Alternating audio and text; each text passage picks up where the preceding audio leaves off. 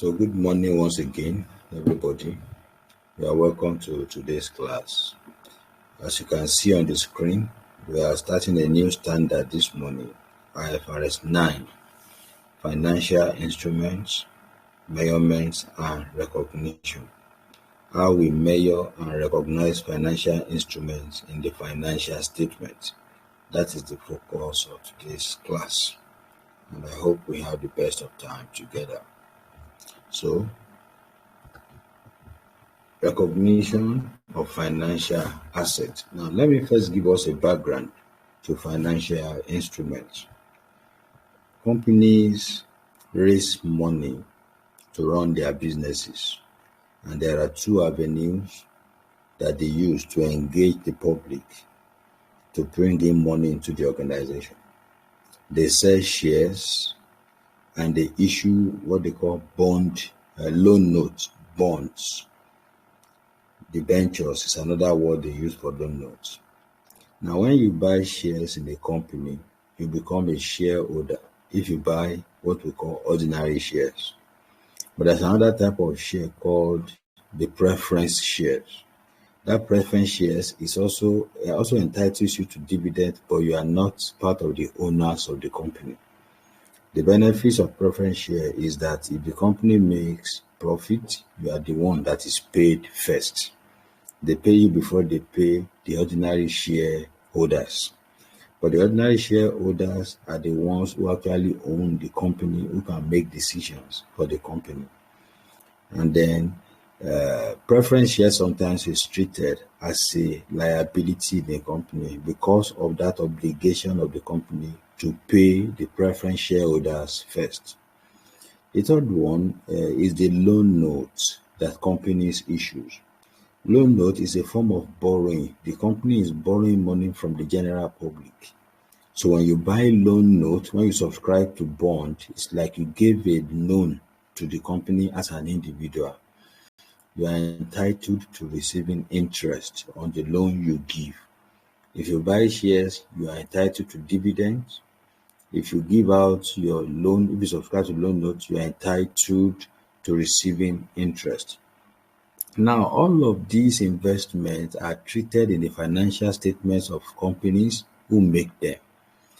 What I'm saying is that a company can buy shares in another company.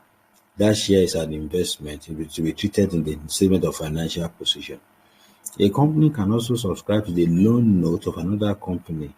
That will be treated as debenture. It's also a non-current asset in the financial statement of the company that made such investment. So we are looking at how the treatment of all these instruments are done, how we recognize and measure them in the financial statement of the investors and the investees.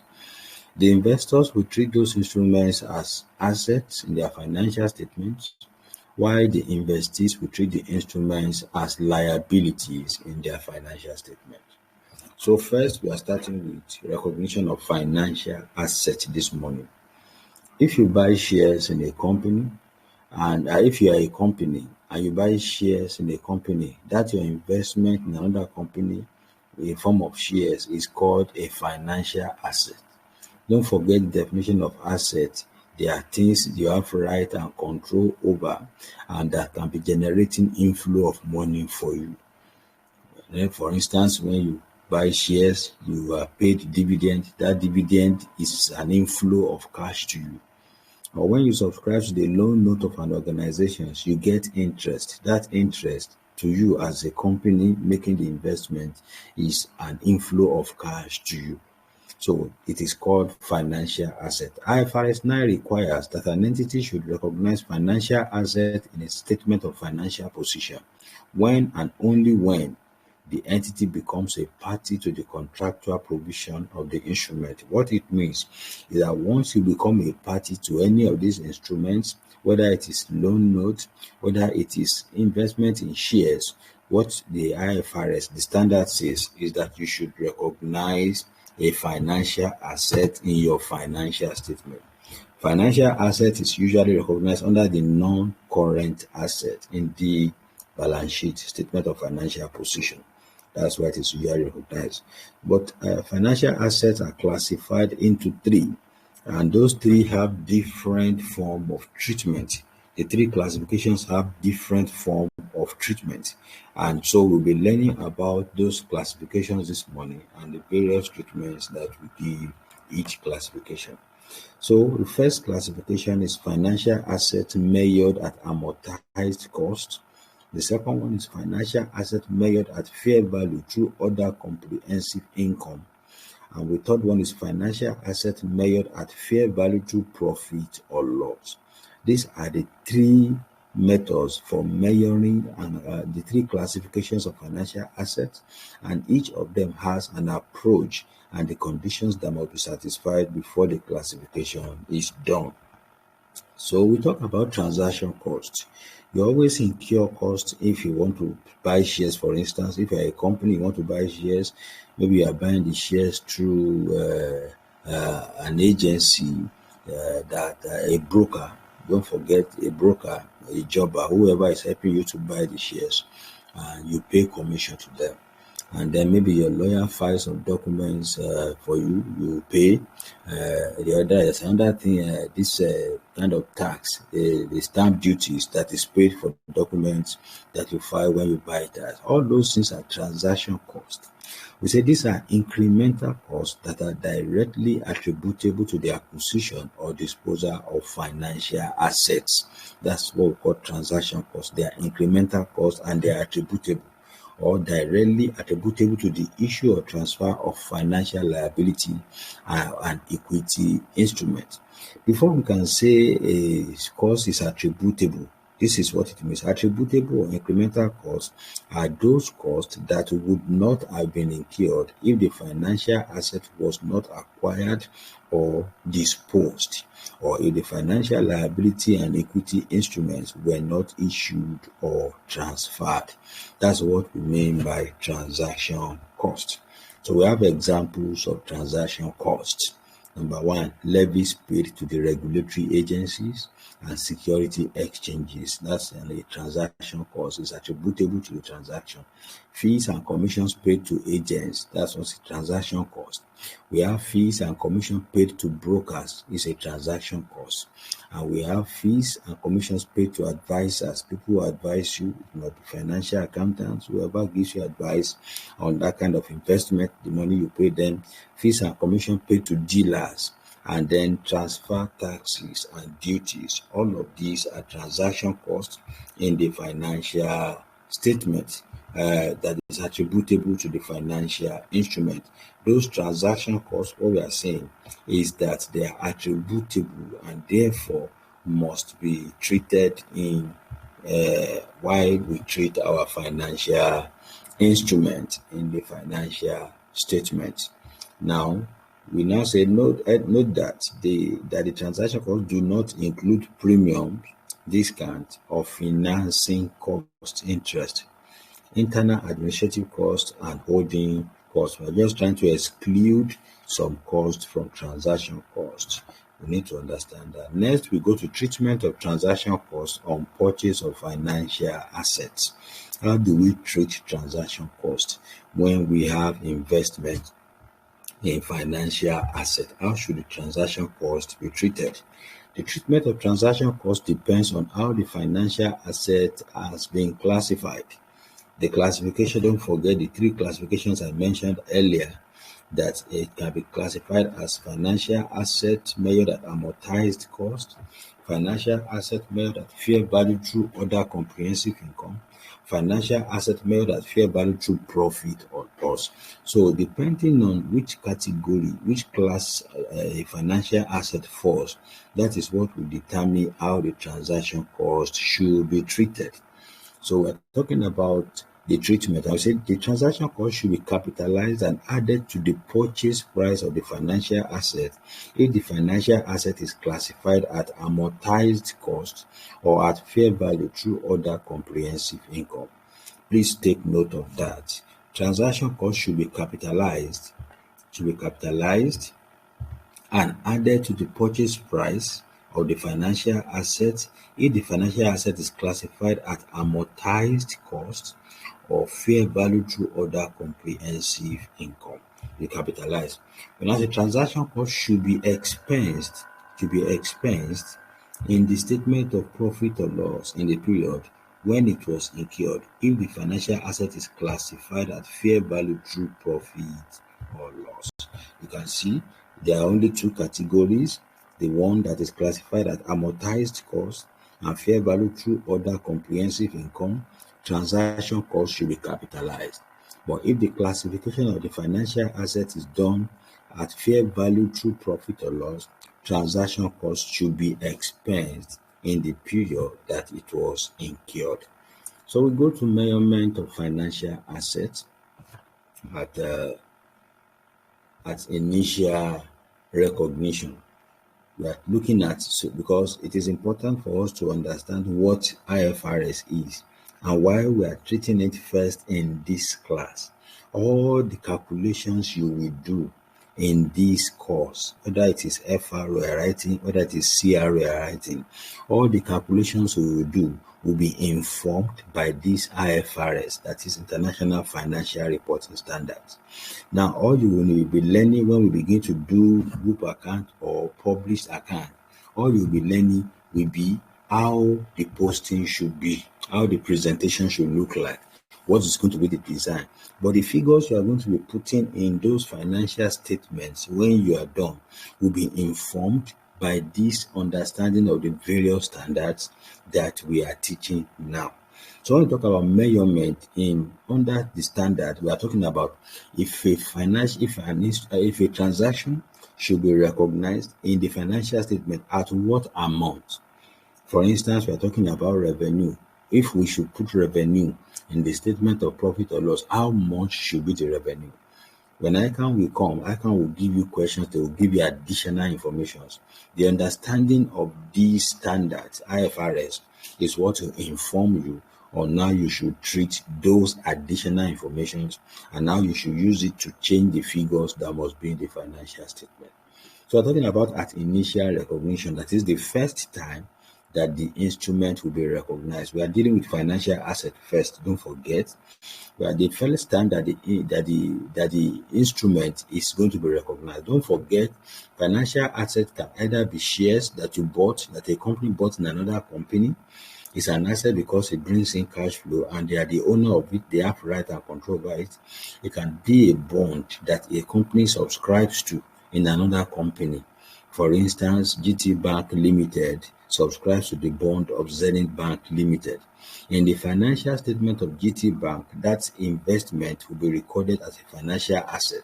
Whereas in the financial statement of Zenith Bank, who collected the money as a form of loan, which is bond, that will be recorded as what? As a liability. Another way is that GT Bank can buy shares of Zenith Bank, for instance. If GT Bank buys shares of Zenith Bank, GT Bank will recognize that investment in shares as a financial asset in its financial statement. But Zenith Bank will recognize that instrument as an equity instrument. They will treat it in the statement of financial statement under the statement of financial position under equity line item as shares or share premium. So this is how it should be recognized. At initial recognition, upon initial recognition, financial assets are to be measured at their fair value, being the purchase price. That is to say, I buy 1 million shares of 50 naira each. It will be 50 naira times 1 million. That is the purchase price. That is the amount it should be recognized in the financial statement. When I say, however, financial assets classified at amortized cost and at fair value through other comprehensive income should be measured initially at fair value, that is purchase cost, plus the attributable transaction cost. Don't forget we mentioned here that transaction cost should be capitalized if it is measured through amortized cost or fair value through other comprehensive income. So if that is how the financial instrument is measured, plus the purchase price, we must add the transaction cost. If the measurement is done at amortized cost or fair value through other comprehensive income, then it must be what? It must be added. We're going to be adding the transaction cost to it. Now we go on to subsequent to initial recognition, that is subsequent measurement. That is, after the first day the investment is made, how do we measure these financial instruments subsequently in the financial statement? You say after initial recognition, financial assets are to be measured based on how they are classified as follows. You see, there are three different classifications, so subsequent measurement will also be affected by the classification we give to this financial asset. Number one, measurement of financial asset at amortized cost will determine how we measure it subsequently. Two, measurement of financial asset at fair value through other comprehensive income. If it is measured that way, there's a way we measure it subsequently. Measurement of financial asset at fair value through profit or loss. If it is measured this way, there must be a way for us to classify these instruments. Then we go on to basis for classification of financial assets. We're talking about these three classifications. What are the bases? How do we decide which category a financial asset falls? How do we decide? How do we know? How do we know how to classify it? They are all assets, fine. But how do we know how to classify these assets in the financial statement? That is what we're talking about here, talking about the basis for classification of financial assets. You see, under IFRS 9, which is the standard we're studying, classification of financial assets center on the business model and contractual cash flows characteristics of the financial asset. We are talking about the business model of the organization that is making the investment in relation to that instrument and how the cash flow comes from the financial asset. So therefore, let's discuss the business model and contractual cash flows characteristics first. Before you go ahead and learn how the classification is arrived at, let's know what we mean by business model. So this has to do with the intention or objective or business motive of an entity for purchasing bond, share investment, or other financial assets. So we are saying before we can do what we are trying to say is business model is if GT Bank Limited is buying shares in Zenith Bank PLC. For instance, GT Bank PLC is buying shares in Zenith Bank. What is the motive of GT Bank for buying the shares? If GT Bank is making investment into loan notes, that is the bonds of Zenith Bank Limited, what is the motive of GT Bank for making that investment? The motive of GT Bank for making that investment will determine the kind of classification GT Bank must give to that investment in its own financial statement. The motive, what you stand to achieve, what do you want to gain, what is the purpose of doing that investment. That will determine the classification of the investment in the financial statement. So we say for debt financial asset, that is a non-equity financial asset. What we call debt financial asset is that you buy bond of a company. Equity is shares of a company. Bond is what we are talking about when we say debt financial asset. For debt financial asset, let me try to body this a little. For debt financial assets, that is what non-equity financial asset, the business motive may be either to keep, that is hold the financial asset till maturity date, or to trade the financial asset. If the entity's intention is to keep or hold the financial asset, it means that the entity wants to only receive the agreed cash flow, contractual cash flow, over the period of the financial asset. Now, let me explain that further. You are subscribing into the bond of an organization. That is, like you are giving a loan to the organization. This business model we are looking at says, do you want, if the agreement in the loan is that it's going to be for 5 years, and that every year they will be paying you interest, and at the end of 5 years, they will pay you the principal. That is what we mean by saying what you owed it to maturity. Maturity will be that the loan is held for 5 years. That is, which is the lifespan of the loan that was determined at the beginning of the investment. So if the goal of the company, for instance, now GT Bank PLC, in this example I gave, subscribe to the loan note of Zenith Bank PLC. If the goal of GT Bank is just to collect the annual interest and at the end of the 5 years collect their principal investment back, then we have that as a business model. That's the contractual cash flow. That will determine in a way how you should classify that instrument. Two, we say, but if the entity's intention is to trade the financial asset, it means that the entity actually acquired the financial asset for speculative purpose. That is the intention to sell the financial asset. What we are saying is that GT Bank now that subscribes to the loan note of Zenith Bank did it for the sake that maybe the price is cheaper today. Next year, the price may go up and they can sell it back and collect their money back. If that is the goal of GT Bank, that is a business model. That is, GT Bank has some money set aside that he uses to do that kind of transaction. Buy shares when the prices are low, sell them when the prices are high. Subscribe to loan notes when the prices are low, sell them back when the prices are high. If that is the business model of the company that is making the investment, then it is mean that it is done for speculative purpose. When we say speculative purpose, that is, you speculate the price at which these items will be traded in the future. You guess ahead of time, saying we are buying something now today for 10 naira, and that tomorrow that thing will become 15 naira. If that is a business goal, then it will be a way to know how to classify that financial asset. The third one is sometimes the entity may have a dual motive. The intention to keep, that is, to hold the financial asset to maturity, but we sell the financial asset if there are favorable opportunities. What we are saying is that GT Bank now has made this investment into Zenith Bank. They have goal to keep it till 5 years. If it's a loan arrangement of 5 years, they have a goal to keep the loan for 5 years, but they will also sell the loan if they have an opportunity to sell it at a higher price. That is a dual motive. We can hold it to maturity, but if we have an opportunity to sell to somebody who will pay us more, we can sell it. That is another business model. I hope with this we are able to understand what we are trying to call business model, which is the motive of the organization that is making investment.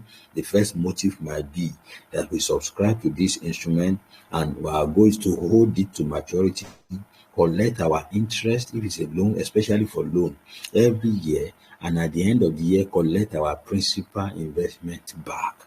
The second one will be that we actually made this investment for the goal of selling it once the price goes up. The third one may be a dual motive. We may hold it to the end of time, or we can sell it when there's an opportunity to sell it for a higher price. When these goals are the goals of the organization, then those goals will inform how the classification should be done. So we say for equity investment, or equity financial asset, the business motive may be to trade for the other strategic reasons. When the motive or objective of now, when we talk about equity investment, it means was buying shares of another company. GT Bank PLC buying shares of Zenith Bank PLC. That's equity investment. So when the motive or objective is to trade, that is, we are buying these shares with the goal of selling the shares.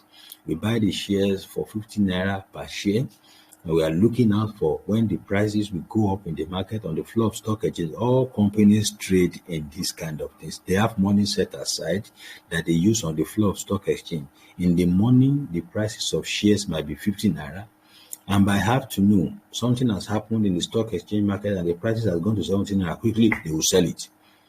So if that is the goal of the organization, when the motive is to trade, that is, you buy it to trade, the equity investment, it means that the entity it means that the equity investment was purchased for speculative purpose. The explanation we did here was for bond. These three classification is for bond. Bond, that is the loan note. This one we are talking about here is the one that is dealing with shares now. You buy shares with the goal of selling. Second one said, but if the equity investment was purchased for strategic motives or reasons, that is to keep it. You want to keep it means that the equity investment was not acquired for trading purpose, but for other reasons such as possible obtaining control or significant influence. When we begin to do group account now, you will know what we mean by obtaining control and having significant influence. That is, Zenith Bank, GT Bank, like I was saying the example, can buy some shares of Zenith Bank for the purpose of obtaining control of Zenith Bank. There is a percentage of shares that GT Bank must buy in Zenith Bank for the purpose of controlling Zenith Bank. And there's a number of shares that GT Bank can buy in Zenith Bank that will give GT Bank a significant influence in Zenith Bank. These are trading in shares that we're talking about here.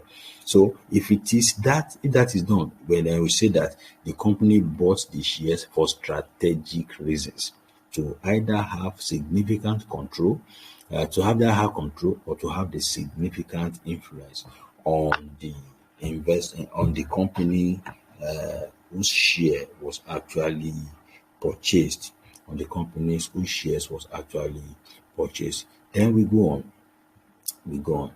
So we are now saying IFRS 9 requires that the business motive assessment should be done on portfolio basis and summarizes that the business motive, that is the business model, into the following three categories. So IFRS 9 can carry all this business model we explained. It summarizes them to three categories. Category 1, hold to collect. That is, to keep or hold the financial assets in maturity. If it is a bond or shares, your goal is that you want to have it, collect your interest. If it's a bond, collect your interest every year until the lifespan of the arrangement expires, and collect your principal. We say hold to collect. Then we have hold to collect and sell. That's the one that has dual motive. That is, to keep or hold the financial assets in maturity, but we sell it if there are favorable opportunities. We explained that earlier.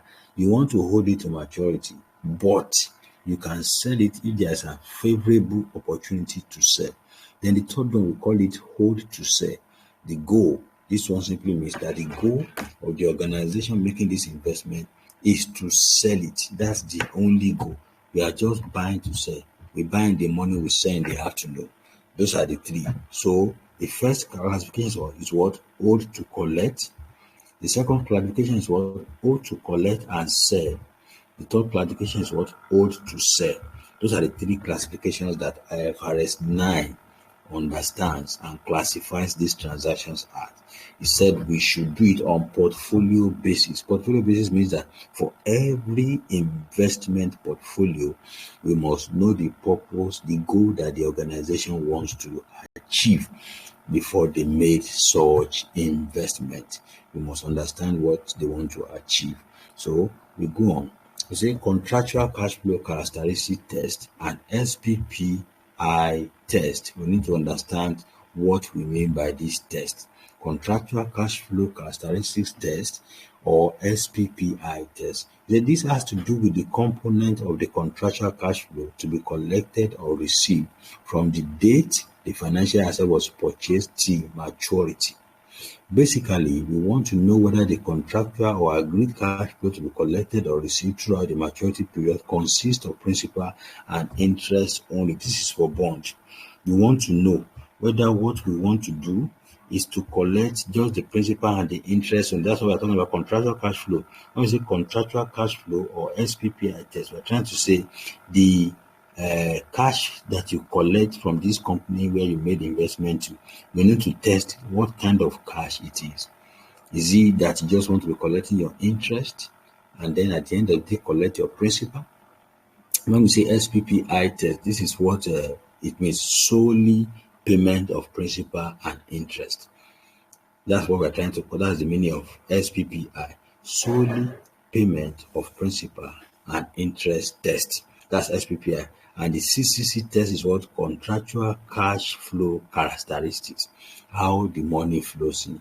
Now, the contractual or agreed cash flow will consist of only principal and interest. If there is principal repayment and there are no, please, very, very important, let me put this there.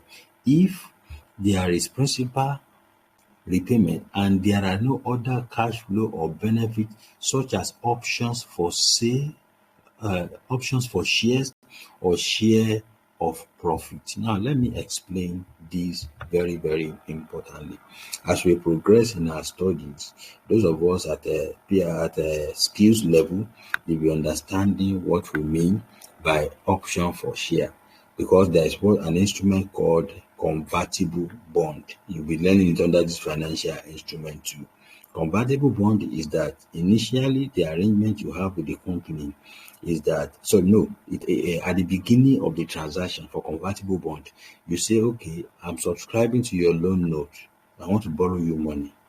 But maybe after 2 years, the agreement will be that I may convert the loan note to shares, in which case I will no longer be a creditor to your company again, and your company will no longer be a debtor to me again. I will rather become one of the owners of your company. So if the test is if there is principal repayment and there are no other cash flow, that is no other additional condition.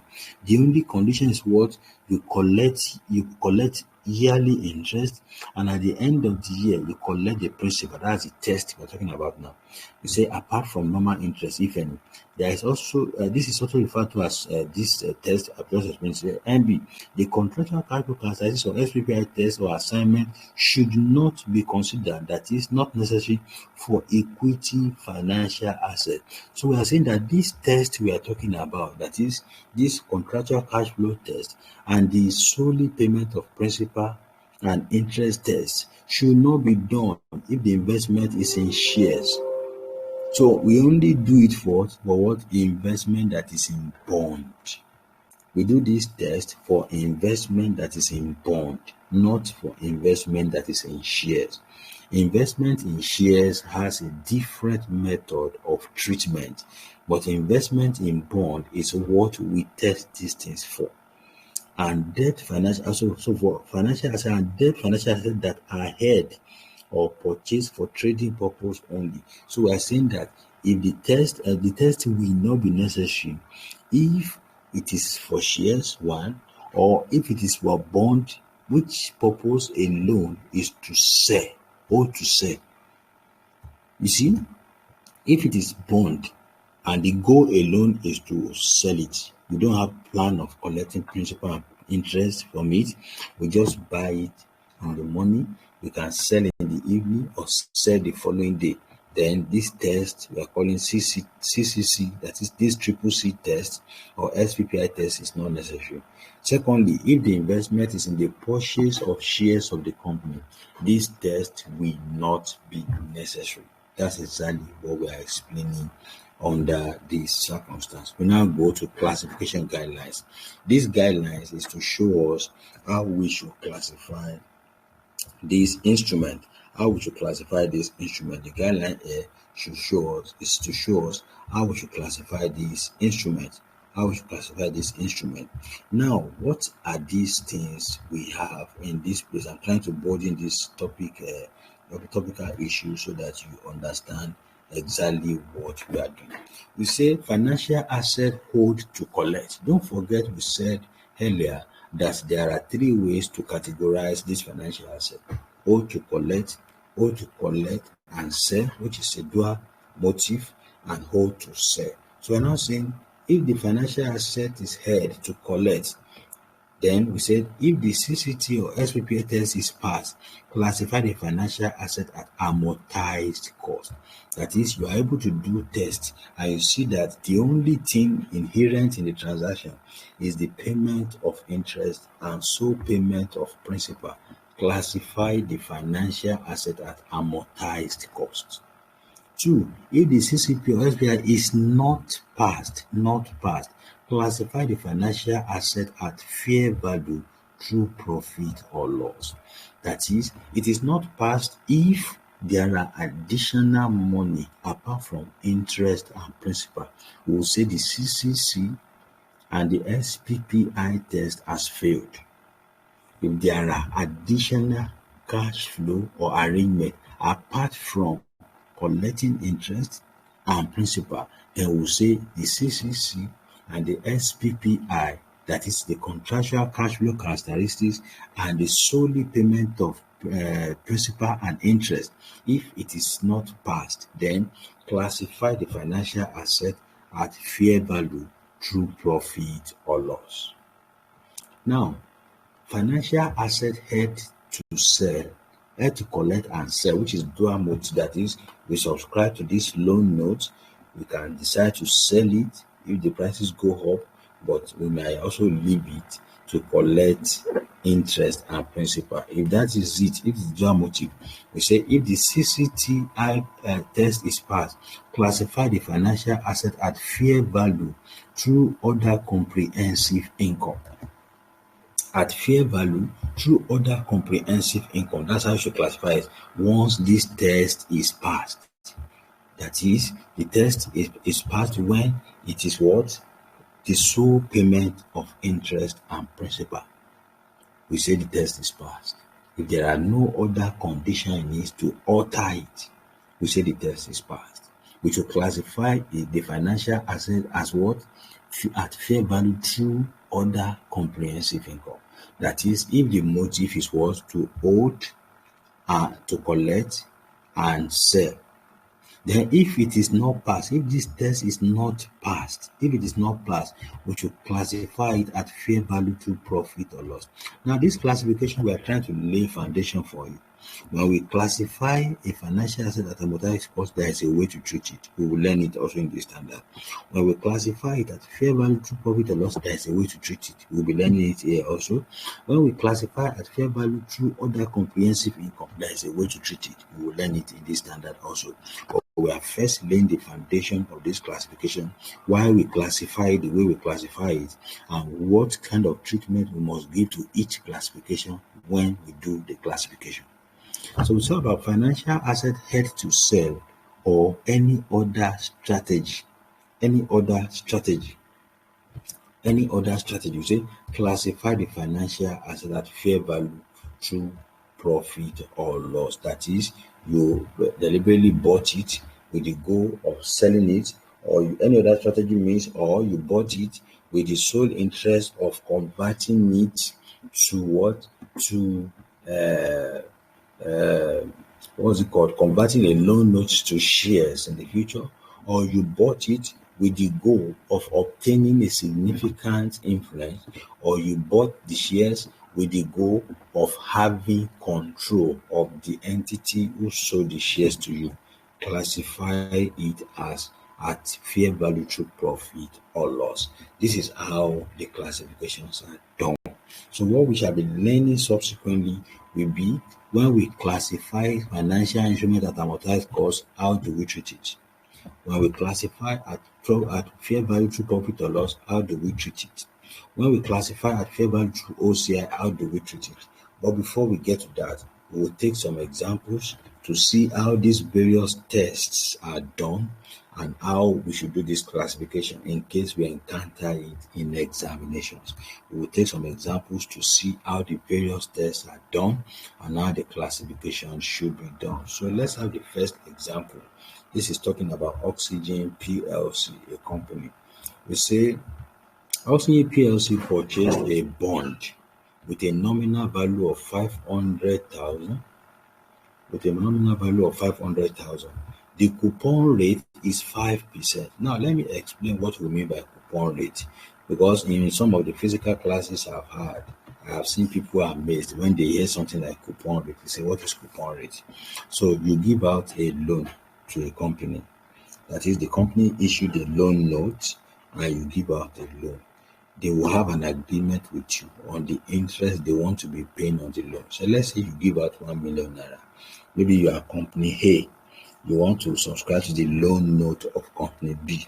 So the purchase price is 1 million naira. And they say there's a coupon rate of 5%. What it means is that 5% of your 1 million naira will be the cash that they will be paying you at the end of each year in the form of interest. Coupon rate is an interest, a cash interest. Please, it is very, very important. We need to differentiate between coupon rate and effective interest rate. First, I need to lay that foundation because you'll be seeing these two words in this standard as we progress. Coupon rate is the cash interest that is paid on these loan notes every year. So if for instance the loan notes value is 1 million, like I said earlier, and they say it has 5% coupon rate, what it means is that 50,000 naira is the cash interest that the company that you gave the loan to will be paying you every year, cash. Then we now have the effective interest rate, which is the same thing as yield. Effective interest rate is the interest rate in the investment that will make the investment to be equal to the cash that you will receive, to the amount of improvement and principal at the end of the year. So for instance, you give out 1 million to a company, the yearly cash interest is 5% like we explained. So every year, at the end of the year, you collect 50,000. You collect 50,000. You collect 50,000. When we aggregate the money you gave and the entire money you will receive, that is this 50,000 naira every year, plus the principal at the end of 5 years, and we put their present value into consideration, the rate of interest inherent in the investment is what we call effective interest rate. Effective interest rate can also be referred to as what? Internal rate of return, IRR. Is the rate of return that will make the initial investment to be equal to the total cash flow that will come back after the initial investment. So the rate of interest inherent in the investment, which must put the time value of money into consideration, is what we call the effective interest rate. So you will see in this kind of question now, there is coupon rate of 5%, which is cash rate, interest rate, and there is effective interest rate of 12%. When we get to calculations, you'll be seeing how the calculations are done. But this one we are still doing is an explanation. First, we must lay the foundation for this concept we are learning so that we are not thrown, we are not lost when we begin to do the calculation. You will be seeing the basis for all the calculations that we are going to be doing. We said the bond has 3 years to run. It has 3 years to run. And the management of the company, that is the Oxygen Limited, this is an error here, the management of Oxygen PLC, intends to keep, you can see, to keep or hold the bond to maturity. Now look at it. What does it mean? It means what? The financial asset is held to collect. It is not held to collect and sell. It is not held to sell. It is held to collect. They want to keep it to maturity. That is, they will be collecting interest every year and they will collect their principal back at the end of the year. Don't forget, it is a bond. It is a bond. And it is the nominal value is what? The amount you give out when the bond is actually subscribed to. So required, what is the business motive? That is the business model for purchasing this bond. The answer to this question is what? The business model is that it is a financial asset held to collect. The financial asset held to collect. Don't forget we have the business model stated here earlier. When I talked about the business model, we talked about financial asset, that is non-equity instrument motive for what? To keep all the financial assets till maturity. So the business model, when the classification is done under IFRS 9, falls under this category, hold to collect. That is to keep the financial asset till maturity. It is clear there in the question what they want to do. They are put it there. That is, the management of Oxygen PLC intends to keep and hold the bond to maturity. Therefore, the first question is, what is the business motive? The business motive is what? It is to head to collect. So we can say the answer to this question. Answer to this question. We can answer it here. The motive, the business motive,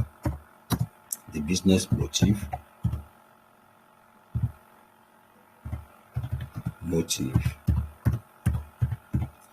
is to hold the business motive is hold to collect, is hold to collect. That's the answer. Although ICANN may come with a question like this, they may also not come with it, but it's better for us to lay the foundation. It is clear in the question. They to keep or hold bond to maturity. So the business motive is what? Hold to collect. 2. Is contractual cash flow characteristic, that is the CCC and the SPP test, necessary? Yes, it is necessary. If yes, what is your position on it?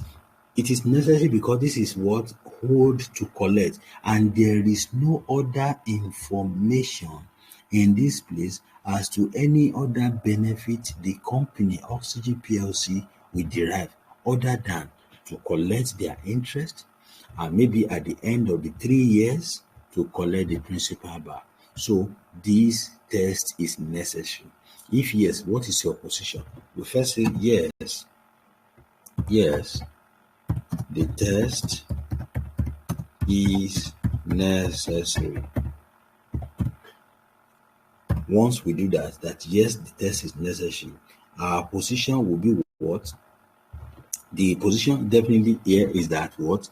There will be sole payment of what? Interest and principal. So there is payment of interest and principal.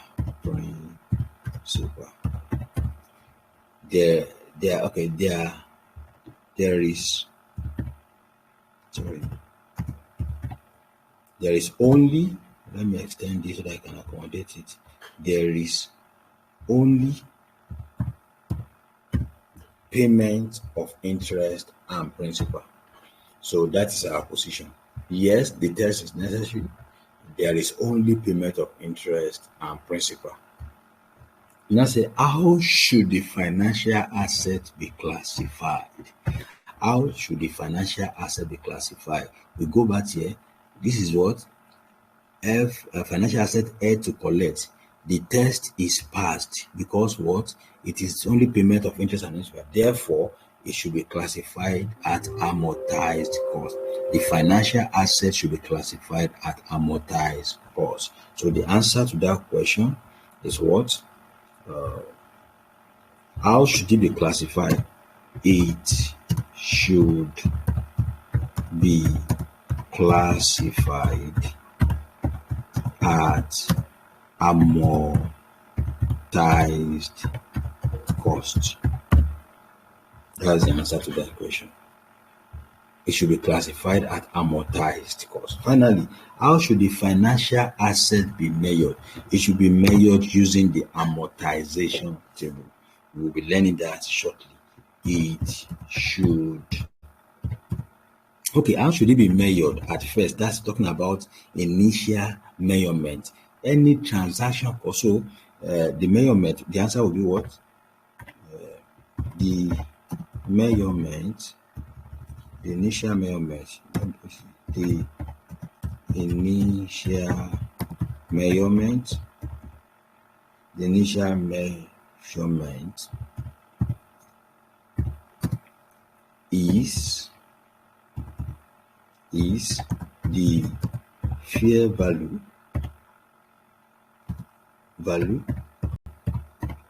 or purchased price,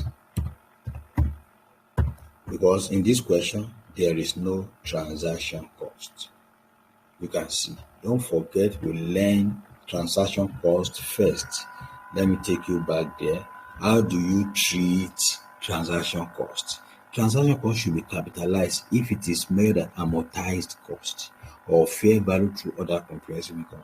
Now, this measurement is done at amortized cost, but because we don't have any transaction cost in the question, therefore, it will be measured at the The initial measurement is the fair value or purchased price only, because there is no transaction cost only, which is what? Which is how much in this question? The amount is what is clear, 500,000 naira, which is, let me copy it, 500,000 naira. That's going to be the only, which is 500,000 naira. So the answer to this question is here. I've been able to answer the question now. That is what they actually want us to know. I bolded the answer so that if you are looking through it, you'll be able to differentiate the answer from the question. What is the business model? The business motive is what? Owed to collect. Is a contractual capital necessary? Yes, it is necessary. There is only payment of interest and principal. How should the financial asset classify at amortized cost? How should the financial asset be measured? The initial measurement is the fair value or the purchase price only, which is 500,000 naira. We can add to it and say because there is no transaction cost. Because there is no transaction cost. If there is a transaction cost in this question, we will add the transaction cost to this 500,000 naira, because it must be classified, it must be capitalized, because the measurement is done at what? At amortized cost. But because this question does not have transaction cost, the initial measurement will be what? 500,000 naira only. I hope you understand that clearly, and you don't have question based on that. Then we move on. Another example is here. Nancy PLC. On 1 January 20X1, Nancy PLC bought a corporate bond for 30 million naira. The coupon rate on the bond is 5%. You now know what coupon rate is. I've explained it. The cash interest that you receive, and it's payable annually in arrears, that is paid at the end of every year.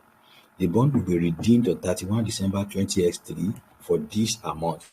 That is, the redemption will be this amount at the end of 20X3. Nancy incur a direct cost. Now there is a transaction cost there, which is how much? 250,000 naira in connection with this bond. The effective interest rate on this bond is what? Is 10%. Effective interest. Nancy has no intention, please, very important this part. Nancy has no intention to sell the bond before maturity, which means what? Nancy wants to hold this bond to maturity. So the question is, what is the business motive? The answer is simple: hold to collect. Hold to collect. That's the answer. Just like the other one we treated. There is no intention to sell the bond before maturity. 2. Is contractual cash flow characteristics SPP test necessary? Yes, it is necessary. If yes, what's your position? There is the sole payment of interest and principal, just like we answered in the previous example that we treated. There is the sole payment of interest and principal. No other condition is attached. You can't see any other condition here. Sole payment of interest and principal. Now, the next question is, how should the financial asset be classified? It should be classified at amortized cost. Amortized cost. That's how the classification should be done. When I say, how should the transaction cost of 250 naira be treated? It should be capitalized. It should be capitalized. Meaning what? We must add it to the purchase price of the asset. So how should the financial asset be measured? It should be what? The initial payment, that is it should be measured at the purchase price, purchased price plus the transaction cost. The transaction cost. So that's it. I want to bold in it So what that means, let me do it here. It will now be what? The initial amount of 30 million naira, that is 30 million naira plus the 250,000 naira. It's going to be the value of this at initial recognition, which will give us how much? 30,250,000. Will give us what? In naira, we have 30,250,000. 30,250,000. That's going to be the initial measurement of this. I'm sure you are following through with what we are doing. We are trying to answer all these questions based on what we have learned on the treatment and the classification. The classification, how it should be classified, how it should be treated, and how initial measurement should be done. This foundation laying that we are doing is very, very important, because when we now begin to do complex calculation, it will form the basis for the determination of the initial measurement and subsequent measurement, the various classifications, and what we must consider. So please, important. Let's go further to take another example. Organic PLC. Organic PLC purchased a bond with a nominal value of 500,000 naira for 530,000 naira. That is, the value of the bond is 500,000, but they paid 530,000 naira. It means that the bond was issued at premium. It incurred 10,000 naira in connection with the purchase bond. That is, the transaction cost is 10,000 naira. The transaction cost is 10,000 naira, and the purchase of the bond. So to purchase the bond, the coupon rate is 7%. The coupon rate is 7%. The bond has 3 years to run, and the management intends to keep the bond to maturity, but may sell the bond if there are favorable opportunity. I'm sure you remember that sign. I'm sure you remember the signal. Okay, use the chat box, everybody. The two of you in this, I want you to answer this question to be sure you are following me. Answer the question about what is the business motive for purchasing this financial asset. Please, I want to see your response in the chat box, everybody. What is the business motive for purchasing this financial asset? What can you call the business motive for purchasing this financial asset? I want you to respond in the chat box, everybody. Please use the chat box. Let me see and know that you are following me and that you are able to answer this question. What is the business? It is hold to collect and sell. God bless you, Mr. David. It is hold to collect and sell. Dorothy, do you also agree? Do you also agree? Hold to collect and sell. That's a dual motive. Hold to collect and sell. So Dorothy, I need you to also use the chat. I need you to respond. It's an interactive class. I need to be sure that everybody is following me. It's an interactive class. So are you there? I'm waiting for your chat too. I need you to respond, Dorothy. Do you agree with the classification suggested by Mr. David on this transaction? I need to know that you are following and that you are understanding what we are talking about. Yeah, are you there, Dorothy? Please, I need you to respond to what I've just asked you now. I need to know that you are with me. You are following through with what we are doing. So please, what's your response? What's your response, please? Hello. Okay. Dorothy, I don't know if you are here. I'm seeing you there in the chat. Oh, I see you are listening. Can you hear what we are saying? Do you agree with what is said? Yes or no? How to collect and sell. Anyway, that's the right answer. The classification is what? To hold to collect and sell. The condition is clear there. But may sell. They want to have it, but they may sell it as well. They may sell. So it is what? Hold to collect and sell. Hold to collect and sell. So now that's the dual motive. Then we go and ask the second question. Is the contractual cash flow characteristic test necessary? If yes, what's your position? I need to give you the clue. Hold to collect and sell. What? The contractual cash flow, that is, if the CCC or SPP is passed, we need to do the test. The test is necessary. You can see we do test. The only place we don't do this test is when it is just hold to sell. You can see there is no instruction that we should do the test. But this test must be done for both hold to sell and hold to collect and sell and hold to collect only. So the question says,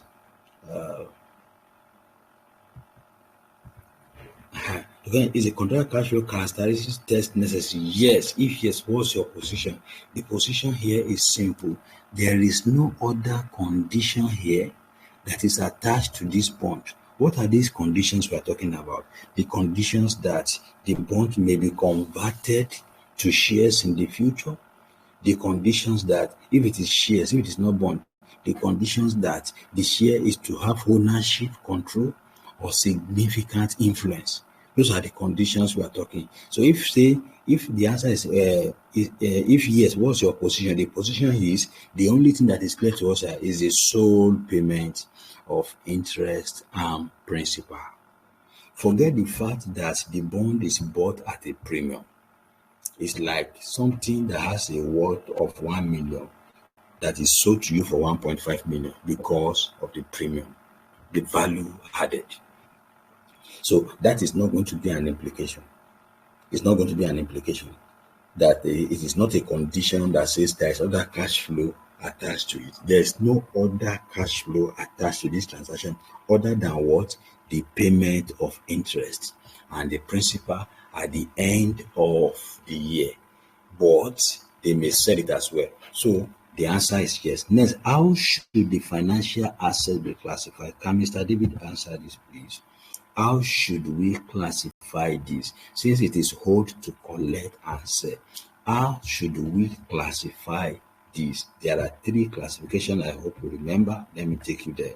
There are three classifications. When it is hold to collect and sell, and the test is passed, it should be do what? Classify at fair value through OCI. Classified at fair value through other comprehensive income.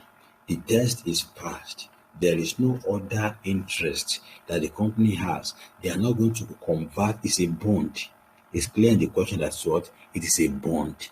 It's not a share. So other factors that can be attached to bond is, are they going to be sharing the profit of the company? The answer is no, based on the information we have here. Yes, it should be classified at fair value. Yes, but there are two fair value. Fair value through other comprehensive income or fair value through profit or loss. But the answer to this one is fair value through other comprehensive income, OCI. Fair value through OCI. That is the answer to this question. Now, if it is fair value through profit or loss, it is if the test here is not passed. That is, there are other contractual cash flow apart from the sole payment of principal and interest. Apart from that, if there are other cash flow, then it may be classified at profit, fair value through profit or loss. But because there is no other condition attached, it should be classified at fair value through other comprehensive income. Fair value through other comprehensive income.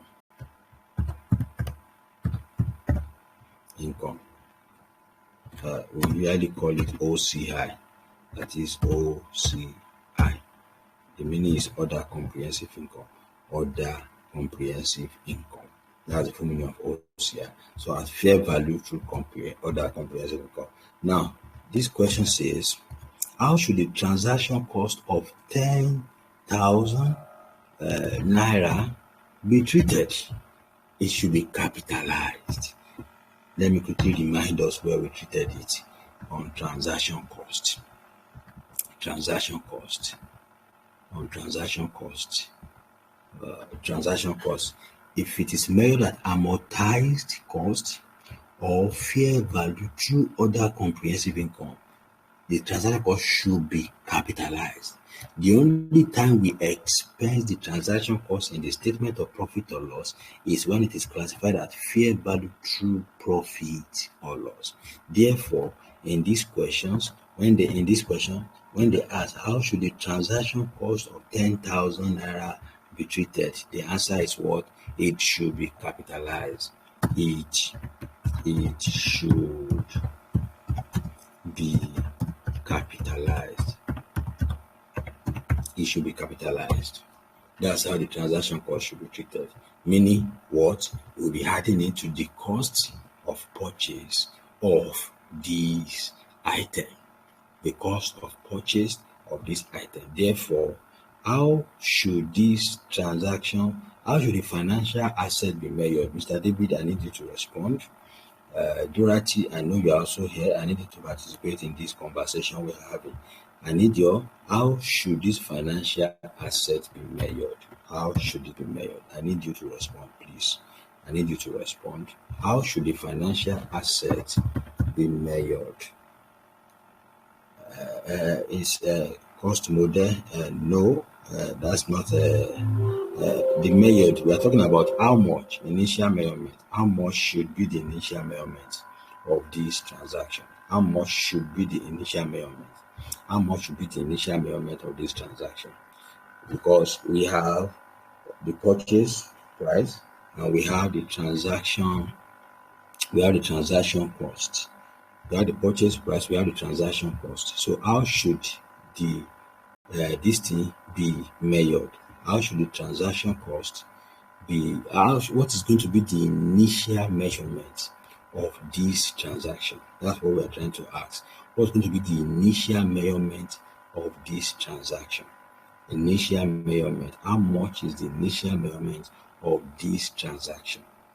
How much is the initial measurement of this transaction? We agree now that the transaction cost should be capitalized. So what is going to be the amount of the initial measurement?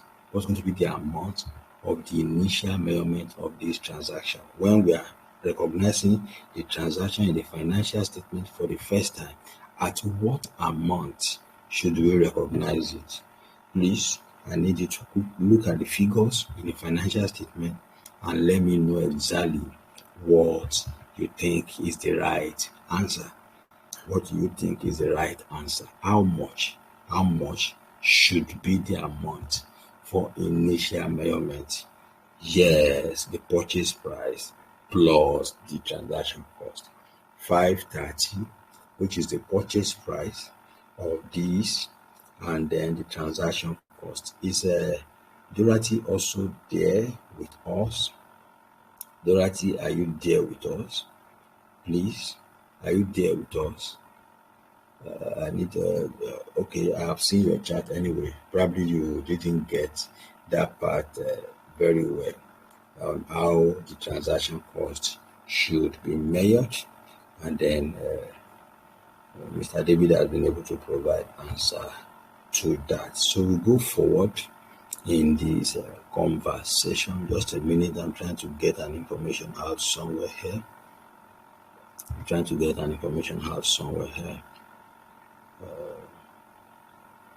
Okay, just 1 minute. So please, we want the class to be participatory and engaging, so we should be treated that way. So Mr. David has provided us with answer. The cost of purchasing the asset, which is 530, plus the transaction cost. So the value, initial recognition, initial value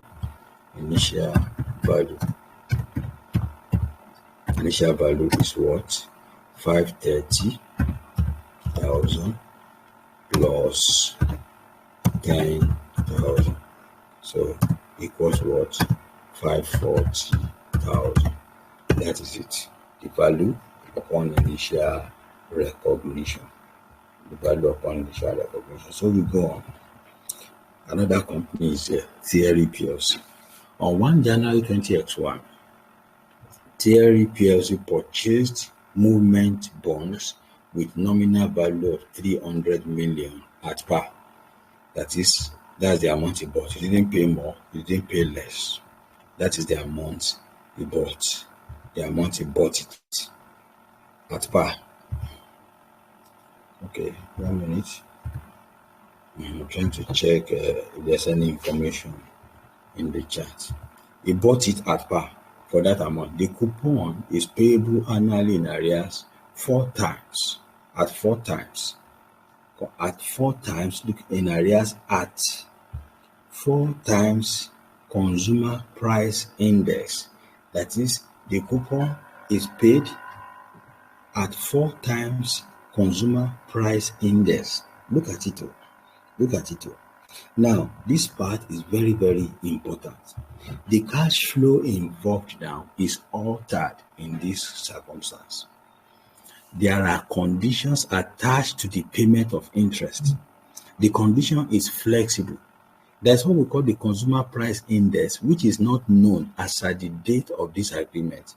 It means that at every time they want to pay, they must know what is the consumer price index, multiply by 4 and pay the coupon. The contractual cash flow in this question has a clause attached to it. The loan will be redeemed on 31st December 2023 for 340 million. Theory PLC incurred the direct cost of 500,000 naira in arranging for the loan. The annual interest rate implicit in the arrangement is 10%. Theory PLC has no intention of assigning this loan to third party at any time. They do not have any intention, meaning that they want to hold it to what? To collect. There is no plan to sell it. The question says, what is the business model for purchasing this bond? The answer is simple: head to collect. The second one, is the contractual cash flow SPPI test necessary? Yes. What is the position? The position is that what? The test has failed. The test has failed because what will be coming to Theory PLC is dependent on any other a factor other than the payment of sole interest. It is a factor that is attached to what? Consumer price index. You see, in other examples, they give us what the coupon rate is. That is the interest rate. It does not change. But under this circumstance, the interest rate is dependent on something other than a fixed interest rate. Now, when that is happening, how should the financial asset be classified? Let me take you back to the basis of classification. It is held to collect, fine, but the CCC and SPPI test is not passed because there are other factors attached, which is different other than the collection of principal and interest. Therefore, the classification should be what? Fair value through profit or loss. Very, very important. The classification should be done what? Fair value through profit or loss. Even though they plan to hold it to maturity, this is held to collect. There is test necessary, but the test failed. Therefore, the classification will be what? Through fair value through profit or loss. Fair value through profit or loss. That's how it will be measured. Because why? This test was necessary, fine, but it failed. Because this test is only to see whether there is payment of interest and principal alone. But here, from what we can see, this coupon payable annually is dependent on a factor other than the interest payment alone. So if this consumer price index goes up, it means the amount will go up. If it comes down, it means the amount will cost down. That condition in the arrangement of interest is what made this test fail. And once this test is failed, it should be measured at fair value through profit or loss. So how should the transaction cost be treated? This classification will determine how the transaction cost be treated. Anytime it is measured at fair value profit or loss, transaction cost should be expensed in the statement of profit or loss. Let me take us back to that instruction on transaction cost. We need to have that understanding. Transaction cost should be expensed in the statement of profit or loss in the period when it is incurred, if the financial asset is classified at fair value through profit or loss, in which case here, this transaction cost will not be capitalized. It will not be capitalized because what is this? The measurement is done at fair value through profit or loss. So how should the transaction cost be treated? We say it should be expensed. It should be expensed in P or L. P or L. Profit or loss. That's what I mean. It should be expensed in profit or loss. So when we get to this place that now said, how should the financial asset be measured? It should be measured at the purchase price alone. We are going to ignore the transaction cost. So it should be measured. It should be measured at the amount of purchase. How much is that? 300 million naira. That's how much we should measure it at initial recognition. It should be measured at 300 naira because this test failed. Let me put it there. The test failed.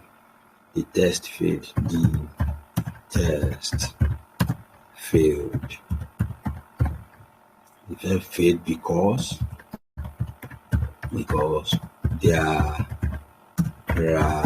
there is a condition. There is a condition attached to the contractual cash flow. The test failed because there is a condition attached to the contractual cash flow. Therefore, it should be capitalized at fair value through profit or loss. This transaction cost should be expensed in the profit or loss, and the value of the asset upon initial recognition is 300 million naira. Please, this foundation we are laying is very, very important to what we shall be seeing subsequently as we compute this. This is important for us to do. Let's take 2 or 3 examples more before we shut down this morning. We are laying the foundation today. This course is the standard is wide. We'll do it tomorrow extensively. If we can't cover it tomorrow, and then the class next week, we'll make sure we conclude it. It's very, very sensitive. You may be tested on it as a standard on its own. Please, I also want to indulge us, like I've always told us in PM class, look for past questions where the standards we have treated is tested. Because my schedules are very tight, I need to prepare my lecture notes. I am attending to several things, and I'm also working. I may not be doing that for you. Do the past question on your own. When you have a problem, you can bring it. That will solve it together. That will be the procedure. If you look at past question, you will see how these standards are tested. Example: ABC PLC. ABC PLC purchased a bond with a nominal value of 500,000. The coupon rate is 5%, but effective interest rate is 12%. The bond has 3 years to run, and the management of APC intends to trade the bond. They intend to sell it. They bought it for the purpose of selling. What is the business model for purchasing this bond? The business model for purchasing the bond is what? Hold to sell. Hold to sell. That's the business model. It's simple. So, is the contractual cash flow test necessary? If yes, what's your position? The test is not necessary. The test is not necessary. because the condition is clear. It is owed to sell. So you can't be talking about payment of interest and principal. No, it is owed to sell. So it's not necessary. How should the financial asset be classified? It should be classified at fair value through profit or loss. At fair value through profit or loss. It should be classified at fair value to profit or loss. How should the financial asset be measured? It's going to be measured at its fair value. It should be measured at its nominal value. It should be measured at how much is the nominal value? We have the amount here, 500,000 naira upon initial recognition. Simple. You can see, because it is held to sell, the answer is straight. We are seeing different examples. XYZ PLC. XYZ PLC loaned. So please, you need to watch this video after to please catch this foundation lane. It will help to establish what we shall be touching on as we progress in this course. It is very, very important that we get the foundation right. So we are seeing SPLC loaned Favor PLC 500,000. That is, they bought the bond of Favor PLC on January 1, 2024. The coupon rate is 5%, but the effective interest is 12%. In addition to the annual coupon rate of 5%, XPLC is entitled to 10% of annual profit of Favor PLC during the loan period.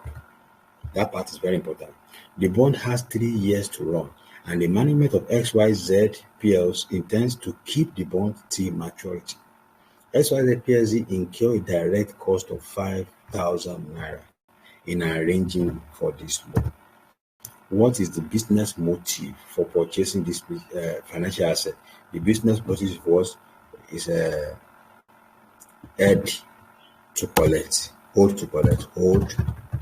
to collect. That's the business motive. They don't intend to sell it. They want to hold it to maturity. Fine. Is the contractual cash flow test necessary? Yes. The answer is that it is necessary. Yes. Yes, it is necessary. However, the test failed. It's necessary. However, the test failed because there are other cash flow. And the cash flow is what? Sharing of profit. Sharing of profit. So it is not just, SPPIS means what? Sole payment of principal and interest. That's the full meaning of this word. So from the question, what we have here is that the coupon rate is paid, but they are entitled to profit. So it is not just payment of interest and principal. So it failed. The test failed because there are other cash flow, which is what? Sharing of profit. And because the test failed, what are we going to be doing about it? It is simple. I'm coming. I want to make sure. So because the test failed, what are we going to be? How should we classify it? It should be classified at fair value through profit or loss. Through profit or loss, because the test has failed. And so because it is classified as true profit or loss, how should we treat the transaction cost? It should be expensed. It should be expensed. It's as simple as that. And then what is going to be the measure of this value? It's going to be what? The amount of loan alone. We are not going to be adding transaction costs. So the measure is what? Let me see. The space is how should it be measured? It is measured at 500,000, which is the amount. The transaction cost will not be added. It is measured at 500,000 naira. I'm sure you understand this now. We are treating these various examples to lay the foundation of what we are going to be doing in financial instrument, especially financial asset. Under financial instrument, financial asset is the widest and the most complex, the most technical that you may be tested on. That is why I'm taking the pain to make sure that a proper foundation laying is done today. And this video will form the basis of the foundation which you need to watch over and over again to understand the basis for classification and the test necessary, and then the amount that initial recognition value should be. Very, very important. We take one more. We still have time. We are going to be doing these examples, various testing it in different directions and seeing how the classification should be done. And so we will know exactly how to treat it. Example 9, Favor PLC. On 1 January 2021, Favor PLC purchased 600,000 ordinary shares of Fidelity PLC for 10 naira per share. The director of Favor Limited have intention of trading these shares. The direct cost of purchasing the shares was this, which is the transaction cost. Fidelity PLC has a policy of paying dividend of this amount per share. Required, what is the business motive for purchasing this asset? The business motive was held to sell. Hold to sell. That's business motive. Now, is contractual cash flow test necessary? No. Why is it not necessary? It's an investment in equity. It is an equity instrument. Because what? It's a purchase of share instrument. Don't forget, bond is different from equity. There's nothing like payment of principal and interest when what you bought is shares. No, you are one of the shareholders. Or even the intention they have is to sell it. It's not to hold to maturity. But very, very important. Let's understand this now. Whether they intend to sell or they intend to hold to maturity, an investment in equity shares will not require any test of payment of principal and interest at all. Then another thing we should know, how should the asset be classified? All investment in shares will be classified at fair value through profit or loss. Fair value through profit or loss. All investment in shares will be classified at fair value through profit or loss, whether they intend to sell it or they intend to hold it to maturity. It should be. And so whenever anything is classified at fair value through profit or loss, the transaction cost is expensed. It is expensed. Whenever you classify at fair value through profit or loss, the transaction cost is expensed. How should the financial asset be measured? The amount of the financial asset is going to be what? The measurement. It is measured at 10 naira. 10 naira times the number of shares bought, 600,000. 10 naira times 600,000. And the value will be equal to what? The value is equal to 6 million naira.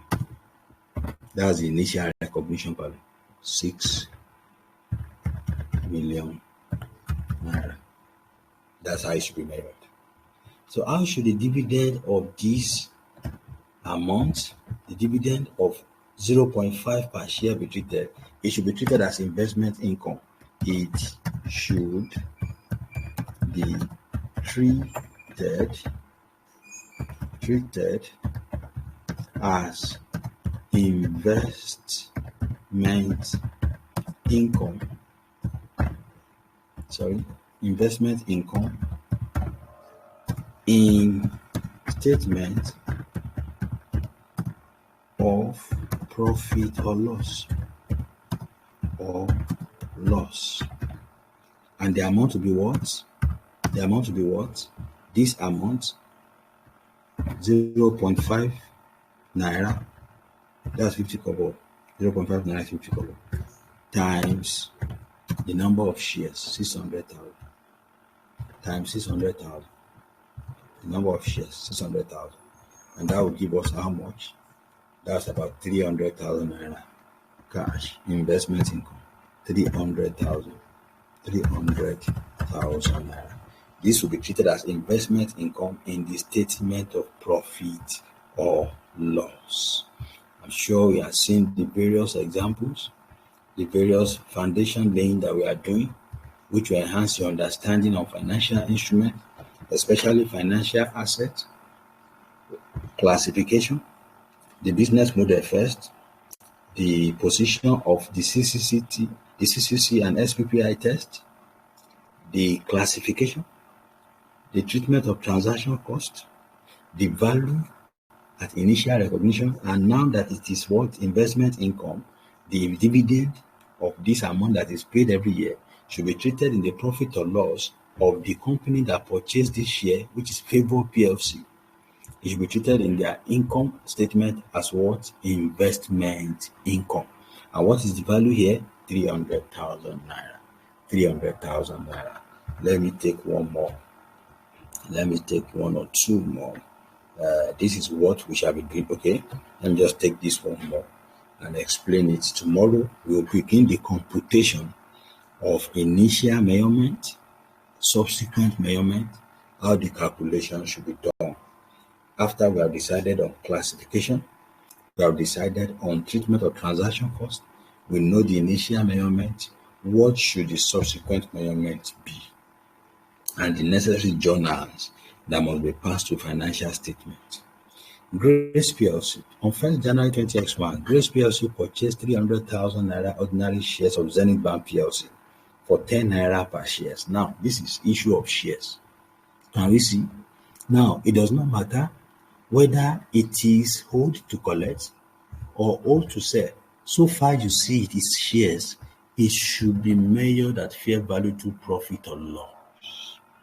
So 10 naira, the director of Grace PLC have no intention. Yes, they have no intention to sell it.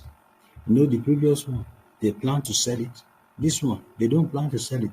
The direct cost of purchasing is this amount.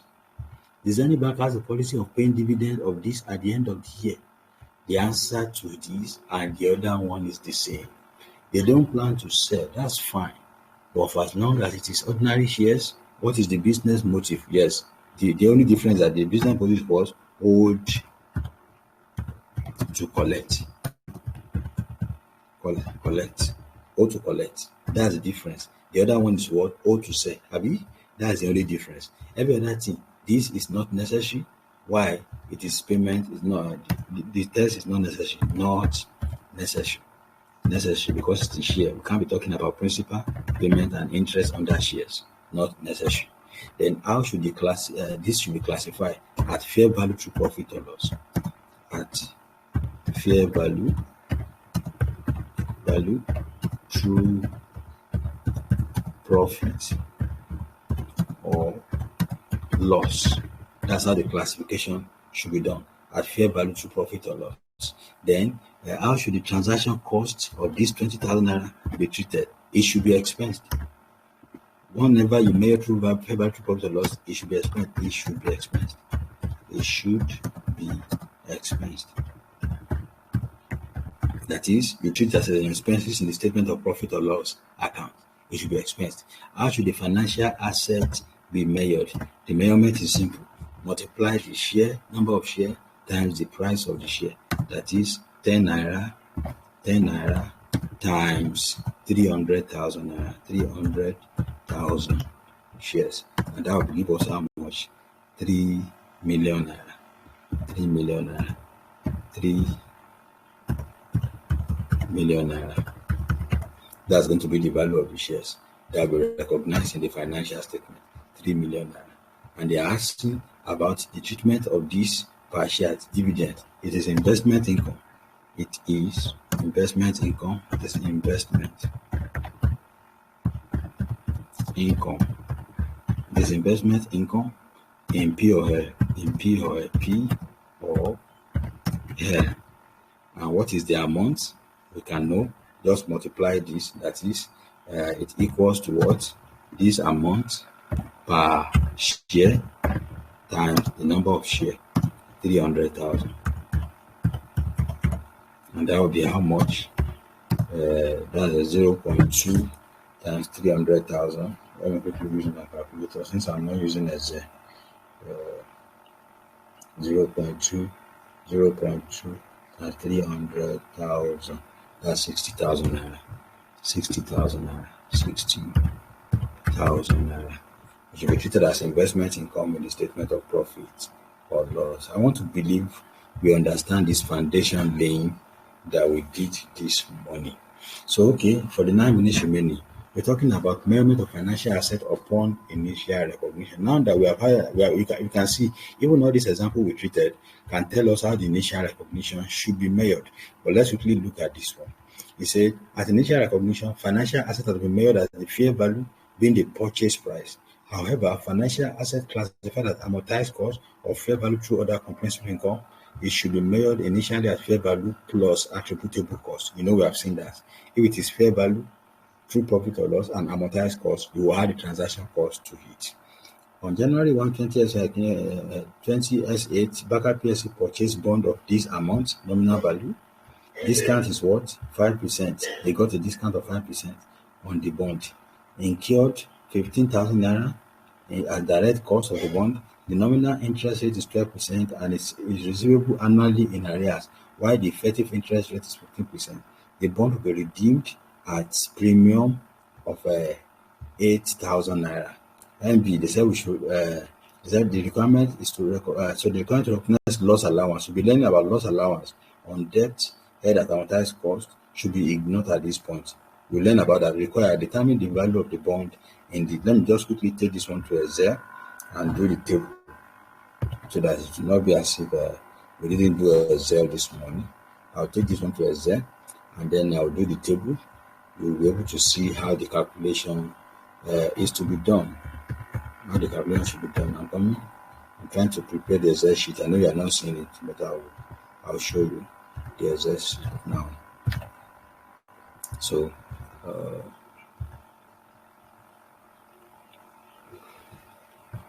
trying to board in it. I'm coming. I'll show you the Excel sheet just to calculate this and see, especially that discount. Since we have not talked about the issue of discounts, I'll give you a table for computing initial recognition of this financial instrument. The initial recognition of this financial instrument. So now let me show you the Excel sheet now. I tried to open it, take it to the Excel sheet. You see, that's where the question is. So what we are trying to do is to do this. The question is we are actually required to determine the financial asset value upon initial recognition. So the solution is how the solution here. The solution is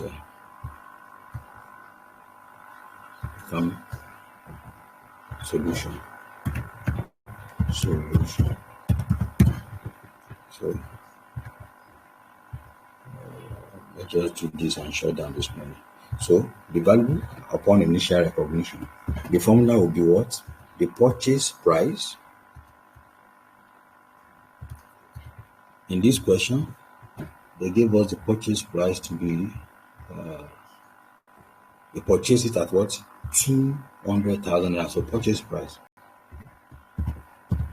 Purchased price. The purchase price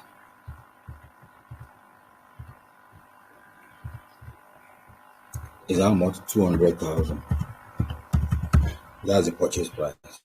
But they will not say what? That's a nominal value. But the value, it got a discount of 5%. So we have to less the discount. Less 5%. So 5% discount.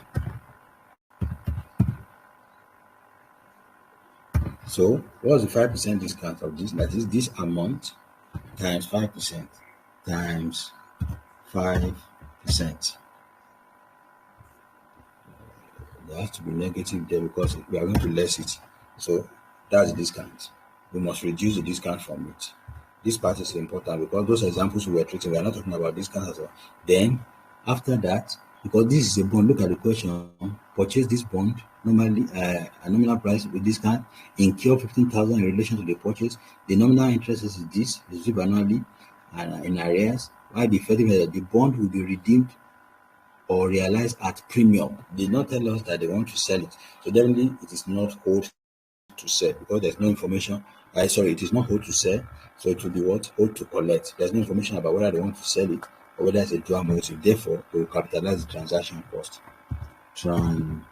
Transaction cost, which is how much they actually incur. Direct cost 15,000 will be capitalized. 15,000 be capitalized. So once we capitalize this, we now total this. The total is the initial recognition value. The total is the initial recognition value. So this is going to be what?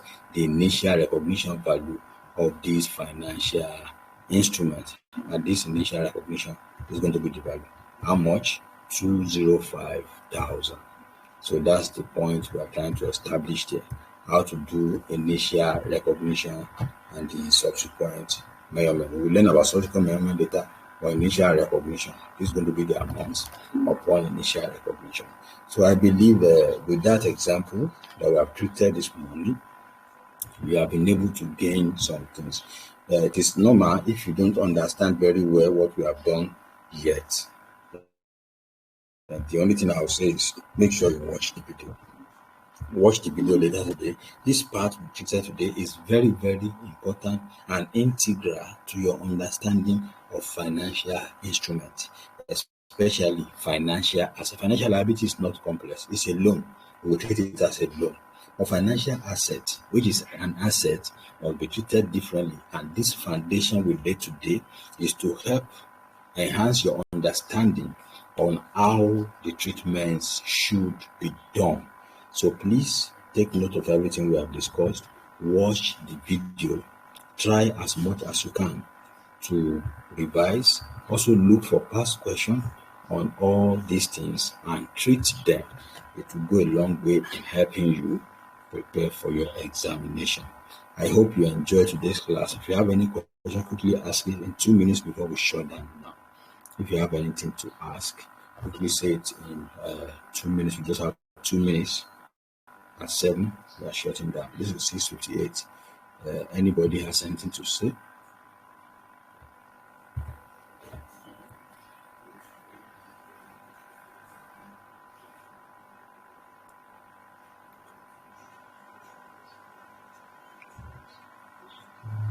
Please, drop the video now, of course. Definitely. I will drop the video now. Mr. David, are you also saying something? Because before we shut down, I'll drop the video so you can watch. Mr. David, are you also saying something? Are you still there with us? Okay. Okay, you are okay. Thank you very much. So have a wonderful day.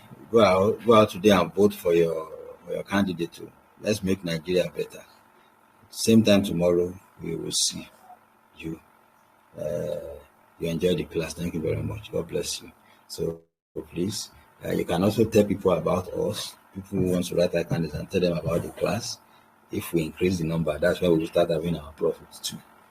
The labor we are putting in now, we get our rewards when we are able to increase our number so that we can continue the program and you continue to enjoy it. Of course, you will have a commitment to you already. So that will be the satisfaction I've derived from our relationship. Thank you very much, everybody. Have a wonderful day. Enjoy today and please avoid any form of violence.